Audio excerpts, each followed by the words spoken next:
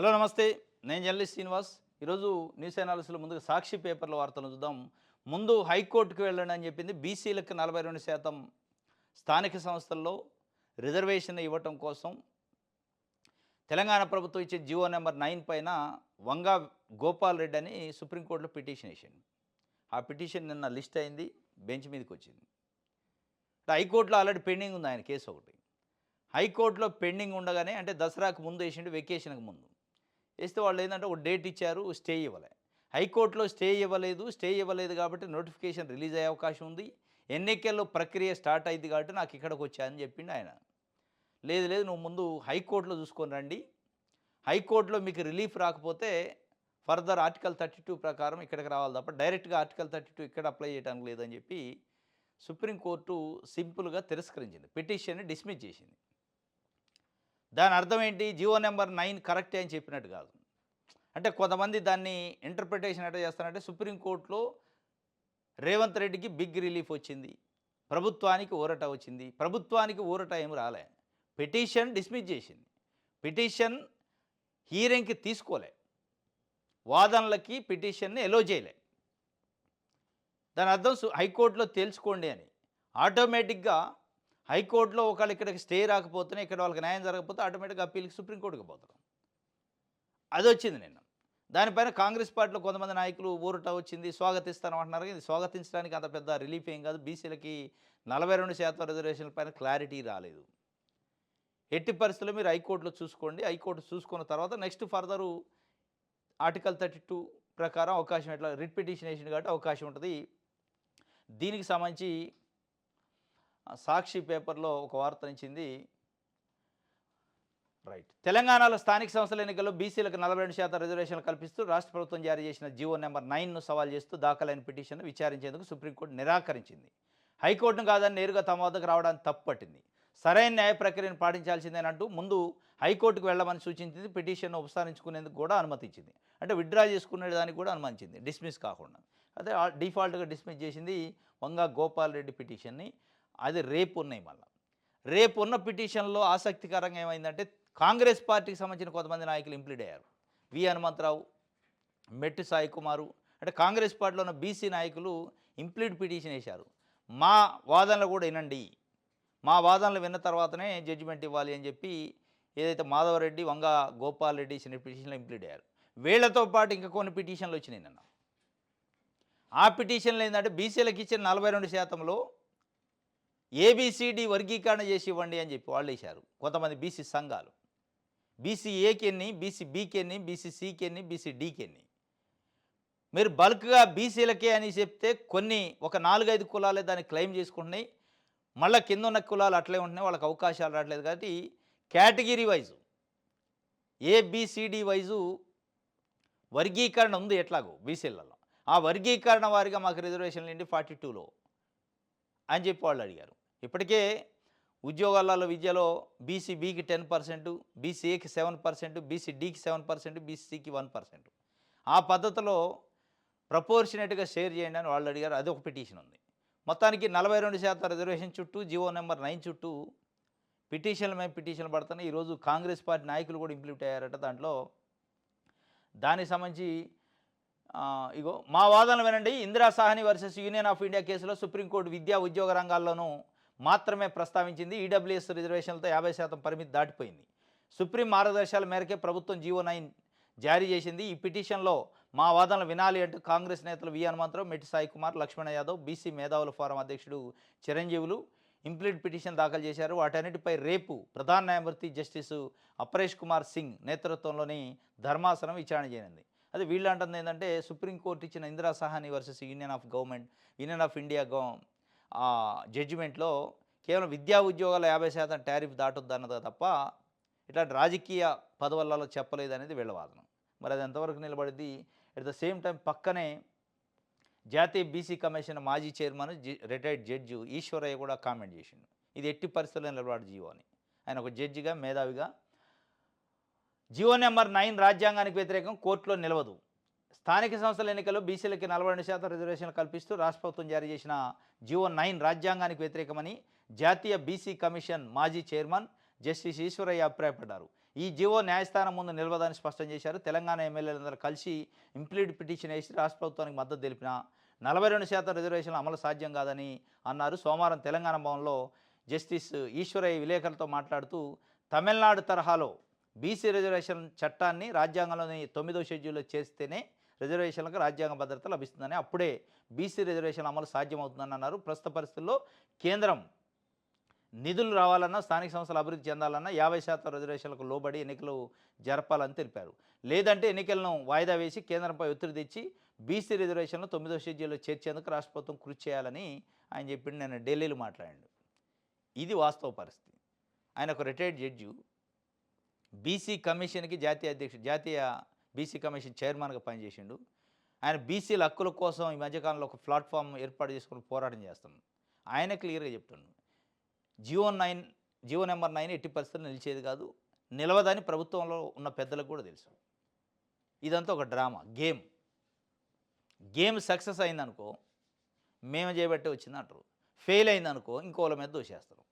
ఎట్టి పరిస్థితుల్లో ఒకవేళ తాత్కాలికంగా జీవో నెంబర్ 9 నిలిచినప్పటికీ ఇంకొక 6 నెలల తర్వాత ఎన్నికలు జరిగి గెలిచిన ఎంపీటీసీలు, సర్పంచులు, జడ్పీటీసీలు వాళ్ళ పదవులు పోగొట్టుకోవడం తప్ప దీంట్లో జరిగేది ఏముండదు, ఒరిగేది ఏముండదు. ఎట్టి పరిస్థితుల్లో డిస్మిస్ అయ్యే జీవోని రాజ్యాంగ నిబంధనలకి లోబడి లేదు, రాజ్యాంగాన్ని అతిక్రమిస్తూ చేశారు. దీంట్లో ఇప్పుడు కాంగ్రెస్ పార్టీకి సంబంధించిన బీసీ ఎమ్మెల్యేలు మొత్తం కలిసి ఇంప్లీడ్ పిటిషన్ వేసినా దక్కదని ఆయన క్లియర్గా చెప్తుంది.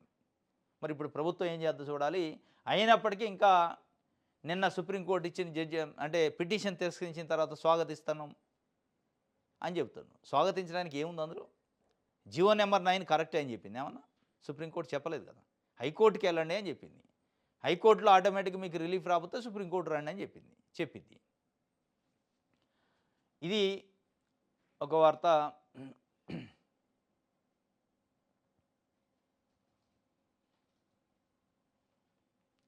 జూబ్లీహిల్స్లో బీసీలకి అవకాశం అంటే టీపీసీసీ చీఫ్ మహేష్ కుమార్ గౌడ్. జూబ్లీహిల్స్లో బీసీలకి అవకాశం. బీసీలు అంటే మరి బొంతు రామ్మోహన్ ఉండు, అంజన్ కుమార్ యాదవ్ ఉన్నాడు, నవీన్ యాదవ్ ఉన్నాడు. వీళ్ళు ముగ్గురు పేర్లు పంపిన నలుగురిలో ముగ్గురు వీళ్ళు బీసీలే ఉండు. ఏ బీసీకి ఇస్తారు అనే ఒక చర్చ వచ్చినప్పుడు నవీన్ యాదవ్కి సంబంధించి ఆయన పైన రాష్ట్ర కాంగ్రెస్ పార్టీ, ముఖ్యమంత్రి రేవంత్ రెడ్డి సానుకూలంగా ఉన్నట్టు ఆయనకే ఇస్తారు. యాదవ్ కమ్యూనిటీ యువకుడు. స్వయంగా నవీన్ యాదవ్ కాంగ్రెస్ పార్టీలో జాయినింగ్ రోజు ఇప్పుడు ముఖ్యమంత్రిగా ఉన్న రేవంత్ రెడ్డి స్వయంగా ఆయన కండువా కప్పి ఆహ్వానించాడు పార్టీలోకి రేవంత్ రెడ్డి తీసుకొచ్చింది కాబట్టి ఆయన మనిషిగా ముద్రపడ్డాడు కాబట్టి ఆయనకి ఇచ్చే ప్రయత్నమే జరుగుతుందనేది ఒక చర్చ అయితే బయట జరుగుతుంది. నవీన్ యాదవ్ని కాంగ్రెస్ పార్టీ బీసీ అభ్యర్థిగా, కాంగ్రెస్ పార్టీ అభ్యర్థిగా, యాదవ్ కమ్యూనిటీగా ఆయన్నే పెట్టే అవకాశం ఉంది, జూబ్లీహిల్స్ అభ్యర్థిగా అంటున్నారు. ఇక బీఆర్ఎస్ అయితే ఇంకొక అడుగు ముందుకేసి ఓడిపోయే సీట్ అది, ఎవరిని పెడితే ఏముంది అందులో అని వాళ్ళు అంటున్నారు. అంత కాన్ఫిడెంట్గా వాళ్ళు చెప్తున్నారు. కాంగ్రెస్ పార్టీ గెలిచే సీటు కాదు, అది బీఆర్ఎస్ పార్టీ మాత్రమే గెలిచే సీటు, మా సిట్టింగ్ సీటు. ఓడిపోయే అభ్యర్థి కాంగ్రెస్ ఎవరిని పెట్టినా ఇబ్బంది లేదు మాకు అనే పద్ధతిలో వాళ్ళు చెప్తున్నారు. బీజేపీ అయితే ఇంకా 3 ముక్కలు ఆట ఆడుతుంది. వాళ్ళు ఇంకా డెసిషన్ తీసుకునే పరిస్థితి లేదు. రైట్. ఆంధ్రజ్యోతి చూద్దాం.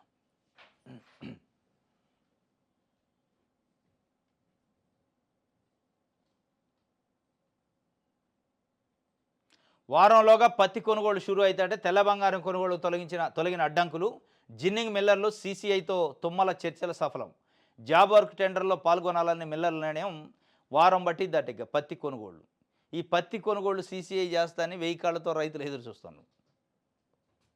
ఇప్పటికే దాదాపు 1 మంత్ అయింది పత్తి పంట కొంతమంది రైతులు ఇళ్లలోకి వచ్చి. దాన్ని అమ్ముకుందామంటే ప్రైవేటు వ్యాపారులు అడ్డికి పావు షేరు కడుతున్నారు. సీసీఐ కేంద్రాలు లేవు. ఇక రైతులు మొత్తం ఒత్తిడి వచ్చినప్పటికీ అప్పుడు వ్యవసాయ శాఖ మంత్రి తుమ్మల నాగేశ్వరరావు సీసీఐ అధికారులతో సమావేశం అయితే మాట్లాడితే ఇంకొక వారం తర్వాత పెడతారట. ఈ వారంలో అవసరం ఉన్నోళ్ళు మళ్ళీ మధ్య దళాలకు వ్యాపారాలకు అమ్ముకునే పరిస్థితి. ప్రభుత్వం వడ్ల కొనుగోలు విషయంలో, పెసల కొనుగోలు విషయంలో, పత్తి కొనుగోలు విషయంలో, మొక్కజొన్నల కొనుగోలు విషయంలో ఒక ప్లాన్ లేదు. మొక్కజొన్నలు ఏ మంత్లో వస్తాయి, పత్తి ఏ మంత్లో వద్ది, లేదంటే పెసలు ఏ మంత్లో వస్తాయి, వడ్లు ఏ మంత్లో వస్తాయి అనేది క్లారిటీగా వ్యవసాయ శాఖకు ఒక అంచనా ఉంటుంది. దానికంటే ఒక 2 నెలలు ముందే వాళ్ళతో ఏదైనా ఉంటే చర్చలు జరిపి ఇట్లా పంట వస్తుందో రావట్లేదో అప్పుడే కేంద్రాలు పెట్టుంటే రైతులకు మేలు జరిగింది. రూ. 7,500 క్వింటా పత్తిని 5,000కి అడుగుతున్నారు. ఇది మామూలు వ్యాపారులు, మధ్య దళారులు. వాళ్ళని బాగు చేయడానికే ఈ డిలే చేసినట్టు ఉంది తప్ప రైతులను బాగు చేయడానికంటే ముందే వ్యవసాయ శాఖ అధికారులకు ఒక అంచనా ఉంటుంది. ముందే ఒక నెల ముందు నుంచే దీనికి ప్లాన్ చేసుకోవాలి. రైతుల దగ్గర పంట అంతా మధ్య దళాలు చేతికి పోయిన తర్వాత సీసీఐలు ఓపెన్ చేస్తాం, మార్కెట్ సెంటర్లు ఓపెన్ చేస్తాం అంటే ఉపయోగం ఏముంటుంది? ఇప్పుడు పెసల పరిస్థితి అదే అయింది. పెసలు రైతులు అసలే వర్షాలతోనే ఇబ్బంది పడ్డారు తడిచి. వాటిని కొనే దానికి మార్కెట్ ముందుకు రాదు. వాళ్ళు ఎప్పుడో కేంద్రాలు కాలం అయిపోయిన తర్వాత పెడతారు. మొత్తానికైతే ఇంకొక వారంలో వస్తాడ పత్తి రైతులకు సంబంధించి క్లారిటీ ఇచ్చారు తుమ్మల నాగేశ్వరరావు. వెలుగు చూద్దాం.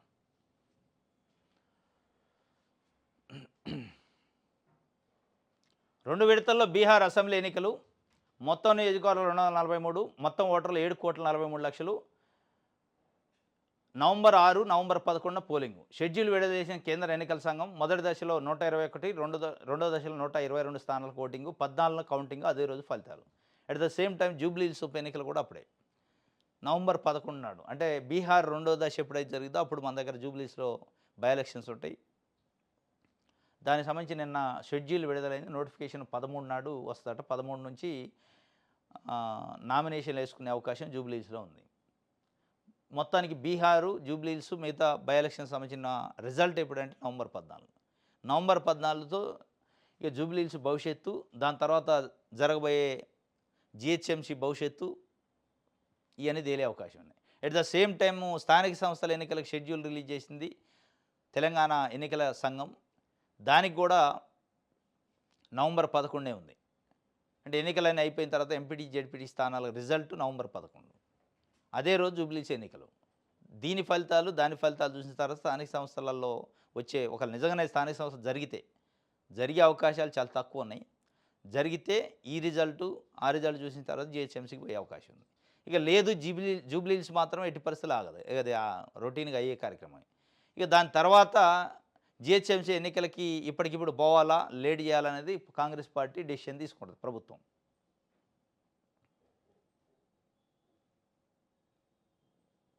రైట్.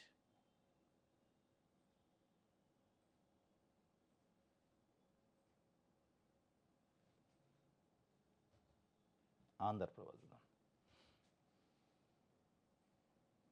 అక్కడ ఊరట, ఇక్కడ ఉత్కంఠ. అక్కడ ఊరట అంటే సుప్రీంకోర్టులో ఊరట వచ్చిందట, మళ్ళీ హైకోర్టు రేపు ఉత్కంఠ, నరాలు దిగి ఉత్కంఠ. అక్కడ ఊరట కూడా వచ్చినట్టు కాదు వాస్తవంగా. అది సుప్రీంకోర్టులో ఊరట ఏముంటుంది? పిటిషన్నే ఎలో చేయలే, తిరస్కరించింది తప్ప దానిపైన డెసిషన్ చెప్పలే. కొట్టేస్తే అంటే పిటిషన్లో సుప్రీంకోర్టు స్పష్టంగా జీవో కరెక్టే ఉంది, రాజ్యాంగబద్ధంగానే ఉంది, దీన్ని మూవ్ కావచ్చు అని చెప్తే అది ఊరట. అది చెప్పలే. పిటిషన్ని ప్రాసెస్లో తీసేసింది. ఇది ప్రాసెస్ కాదు, కింద కోర్టు ముందు హైకోర్టులో చూసుకున్న తర్వాత రావాలి తప్ప డైరెక్ట్గా ఆర్టికల్ 32ని అప్లై చేసి ఇక్కడికి వస్తా అంటే కుదరదని. అది ఒక ఊరట, తాత్కాలికమైన ఊరట. అసలు ఉత్కంఠ రేపు ఉంది. ఈ అసలు ఉత్కంఠలోనే వంగా గోపాల్ రెడ్డి, మాధవరెడ్డి పిటిషన్లలో ఇంప్లీడ్ కావడానికి కాంగ్రెస్ పార్టీలో ఉన్న బీసీ నాయకులు పిటిషన్లు వేస్తున్నారు. ఇంకొక పిటిషన్ అయితే బీసీ సంఘాలు కొన్ని పిటిషన్లు వేసినాయి. బీసీలకు 42% ఇచ్చిన స్థానిక సంస్థల రిజర్వేషన్లో ఏబిసిడి వర్గీకరణ ప్రకారం ఇవ్వాలి మాకు. బీసీ ఏకి ఎన్ని సీట్లు చెప్పండి, బీసీ బీకి ఎన్ని సీట్లు చెప్పండి, బీసీ సికి, బీసీ డికి ఎన్నెన్ని సీట్లు మా షేర్ వస్తుంది. అట్లా వస్తే తప్ప మళ్ళా దాంట్లో రెండో మూడో కులాలే మొత్తం 42ని క్లెయిమ్ చేస్తానని చెప్పి వాళ్ళు అది కూడా న్యాయబద్ధంగానే ఉంది. దాన్ని కూడా కోర్టు మరి పరిశీలిస్తా చూడాలి.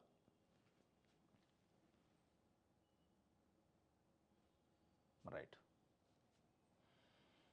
బీసీకే టికెట్ అట, నవీన్ యాదవ్కే అవకాశం, ఏఐసీసీకి మంత్రుల కమిటీ సిఫార్సు, నేడో రేపు అధికారిక ప్రకటన. నవీన్ యాదవ్ పేరు బాగా వినపడుతుంది కాంగ్రెస్ పార్టీలో. అంజన్ కుమార్ యాదవ్ని పక్కన పెట్టినట్టుంది. బొంతు రామ్మోహన్ అయితే వీళ్ళిద్దరు కూడా పోటీ పడుతున్నారు. మొత్తానికి బీసీకి టికెట్ ఆడుతుంది నవీన్ యాదవ్ అని కూడా లీకులు చేస్తుంది. ఇక నవీన్ యాదవ్ ఆల్రెడీ రేవంత్ రెడ్డి మనిషి కాబట్టి ఆయనకే ఇచ్చే అవకాశం ఉంది.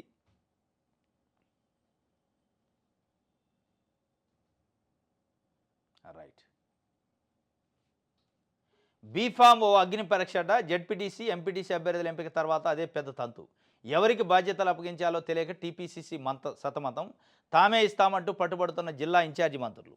క్షేత్రస్థాయిలో పట్టు కోసం స్థానిక ఎమ్మెల్యేలు తాపత్రయం. జాబితాలు వెలువడిందే తడువుగా బీఫాముల పంపిణీ ఆవశ్యం. ఏఐసీసీ రాష్ట్ర వ్యవహారాల ఇన్ఛార్జి పర్యవేక్షణలో బాధ్యతలు. సీఎం రేవంత్ రెడ్డితో చర్చించిన నిర్ణయం. ఇక కాంగ్రెస్ పార్టీ బీఫామ్ కాదు, ప్రతి అగ్ని పరీక్ష. అభ్యర్థిని ఎంపిక చేయటం, ఎంపిక చేశాక ఆ బీఫామ్ ఎవరు ఇవ్వాలి, ఎవరి చేతికి ఇవ్వాలి, ఎవరితోనే ఇప్పించాలి, డీసీసీ అధ్యక్షుడితోనే, స్థానిక ఎమ్మెల్యేతోనే, లేదంటే ఇన్ఛార్జి మంత్రితోనా, లేదంటే మంత్రితోనే అనేది పెద్ద సమస్య. ఈ ఇన్ఛార్జి మంత్రులు మేమే ఇస్తామంటున్నారట. లేదు మా ఎమ్మెల్యే కాన్స్టిట్యున్సీలో, మా కాన్స్టిట్యున్సీలో మాకు పరపతి ప్రాధాన్యత ఉండాలి కాబట్టి మా కార్యకర్తలకు మేము ఇచ్చుకుంటామని ఎమ్మెల్యేలు అంటున్నారని. ఇక దీంట్లో బేరసారాలు ఉంటాయి బీఫామ్లకి. ఇది ఏమైంది అనేది మొత్తానికి కాంగ్రెస్ పార్టీకి ఒక అగ్ని పరీక్ష అయిందట పీసీసీకి.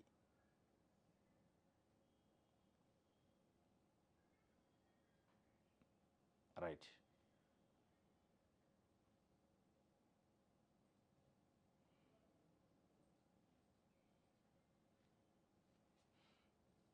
దిశ పేపర్.